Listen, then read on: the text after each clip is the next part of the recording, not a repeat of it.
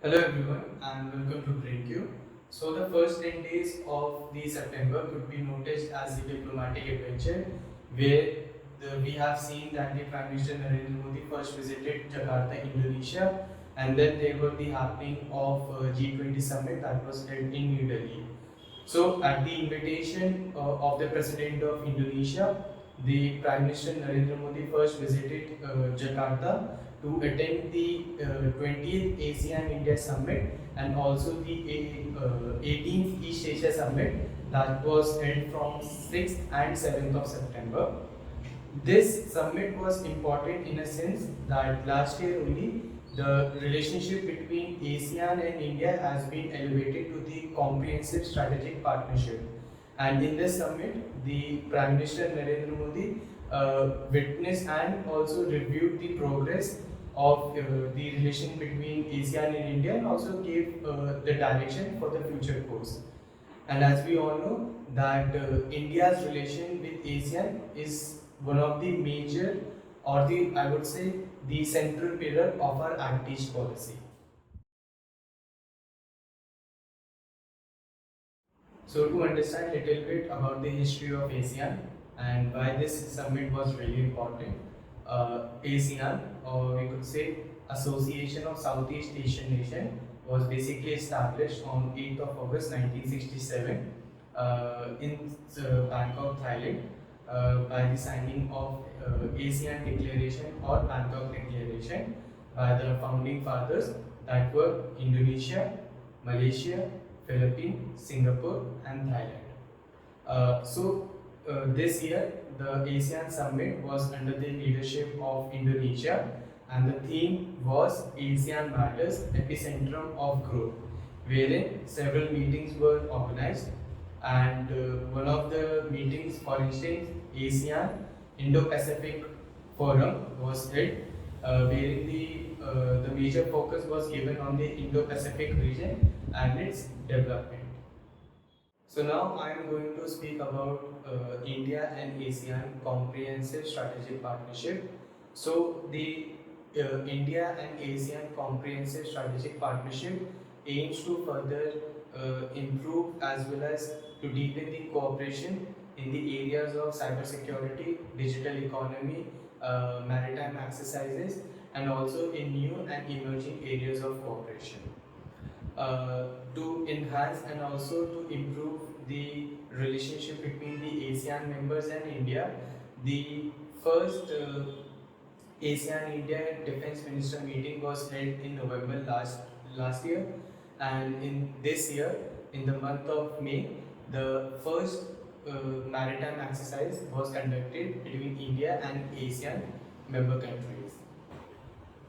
Talking about in terms of business and trade, the fifth India ASEAN Business Summit was held in March this year in Kuala Lumpur with the aim to further improve the business connectivity and supply chain resilience. Talking about the numbers, in the fiscal year of 2022 and 2023, India ASEAN registered a bilateral trade of around 131.5 billions of dollars. Along with the 20th ASEAN India Summit, the Prime Minister Narendra Modi also attended the 18th East Asia Summit. So, East Asia Summit was basically established in the year 2005, wherein it has played a very important role by providing a platform for dialogue and discussion on the matters which are related to the strategic importance in the region. And also, it has played an important role in the confidence building mechanism in the region. India, as one of its founding members of the East Asia Summit, has been committed to strengthening the working mechanism of the summit and also to make it more effective to deal with the contemporary challenges like terrorism, extremism, and any kind of geopolitical conflict. At the discussion forum, the issue related to the South China Sea was raised, and India has advocated that there should be the application of the international law. For instance, the United Nations Convention on the Laws of the Sea should be applicable to all the countries equally so that there is freedom of navigation and freedom of overflight, and also there is unrestricted flow of commerce, which would be beneficial to all the countries. At the 20th ASEAN India Summit, two major joint statements were put forward. The first one is related to the food security, and the second one is related to the maritime cooperation.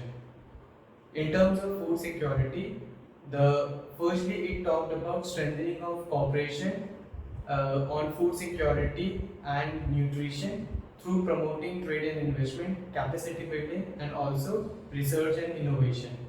Secondly, it also talked about in case if there is any kind of crisis situation, rapid action should be taken place to strengthen the cooperation in food security and nutrition by ensuring that there is unrestricted and constant flow of foodstuff and other agricultural inputs, for example, the pesticides, fertilizer, and their raw material.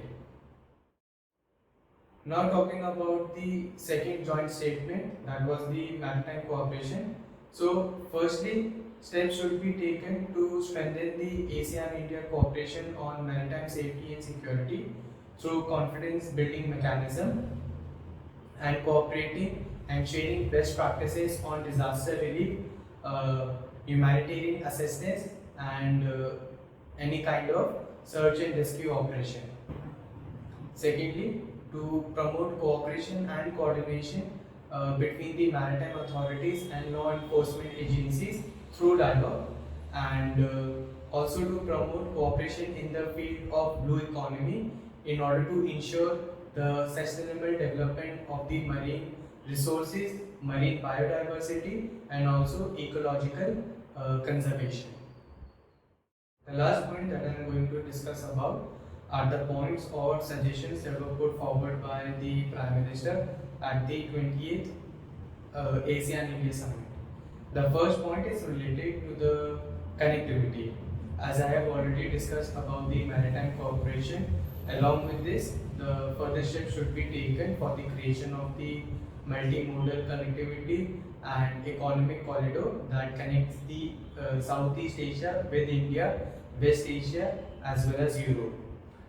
In this, the focus can be given on the supply chain to improve the infrastructure and also for the development of the clean energy. The second suggestion is related to the field of digital transformation.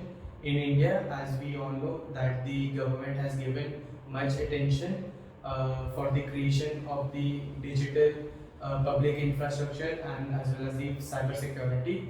So, the experience that India has gained with the development of the digital public infrastructure, that experience can be shared with all the member countries of the ASEAN. Along with this, there was the announcement by the Prime Minister for the establishment of the ASEAN India Fund for the Digital Future. The third suggestion is related to the field of trade and economic engagement, and in this, several initiatives like the ASEAN India Startup Festival or the Innovation Summit should be taken forward, and for this, decision has been taken for the establishment of the Economic and Research Institute of ASEAN and West Asia. The fourth suggestion is related to people-to-people connectivity, which is very important, and in this, the focus can be given in the field of education, in the field of tourism, in the field of science as well as technology. Recently, the government of India has also announced that it is going to open its new embassy in Timor-Leste, and also there was the decision of the direct flight connectivity between the India and Indonesia through Indigo Airlines as well as the Batik Air Services. And the same decision has been taken with the country like Vietnam. The last suggestion that was put forward by the Prime Minister is related to the threat of terrorism. So, a decisive action should be taken place to combat the problem of terrorism, terror financing, as well as cyber disinformation, which is basically critical and dangerous to the regional and global peace.